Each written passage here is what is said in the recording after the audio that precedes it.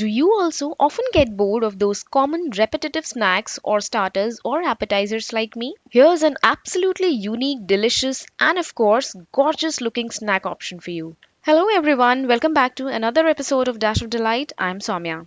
I've taken 5 boiled potatoes. So these are medium sized potatoes. I'm going to peel them all and then mash properly.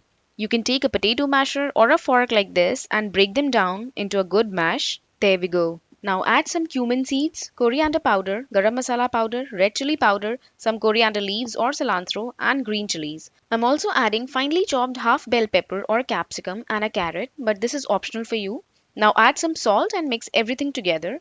I'm gonna ditch the spoon or spatula and use my hands for this step. So you need to kind of mix and knead this potato dough till it becomes all smooth. See, this smoothness was not possible with any spoon or fork. Now we need to make a slurry. So in a bowl, take 3 teaspoons of all-purpose flour or maida and then add small portions of water and mix everything together. Do not use all the water at once as the slurry might end up having lumps in it. Also add a pinch of salt to it. Now take some vermicelli noodles. So these are thin vermicelli or sevia which we use to make kheer or payasam.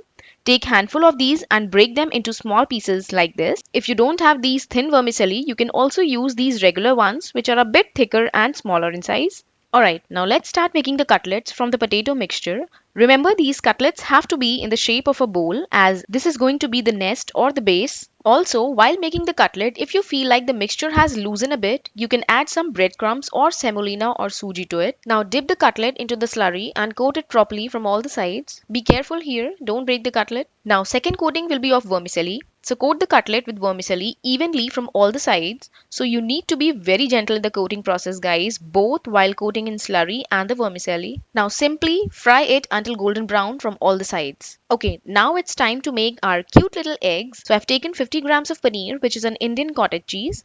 Grate it finely and then knead the paneer for a couple of minutes. Kneading will give it a smooth texture. Now add a bit of salt and pepper and make small balls in the shape of these cute little eggs. Now fry them for only 30 seconds. Alright guys, now time to assemble and plate these cute little bird's nest. Keep some green chutney. I'm using only a little bit as my chutney is super hot. It has lots of chilies. Then carefully place 2 to 3 leaves of cilantro or coriander leaves. You can also use parsley or mint leaves. Then place couple of eggs on the nest and voila! These gorgeous beauties are ready to astonish your guests and load you with lots of compliments. Not only these are beautiful and unique look-wise, but also taste absolutely scrumptious. So guys, if you like the recipe, please hit the like button, subscribe to the channel and press the bell icon. Also share the video with your friends and family. Take care. Bye bye.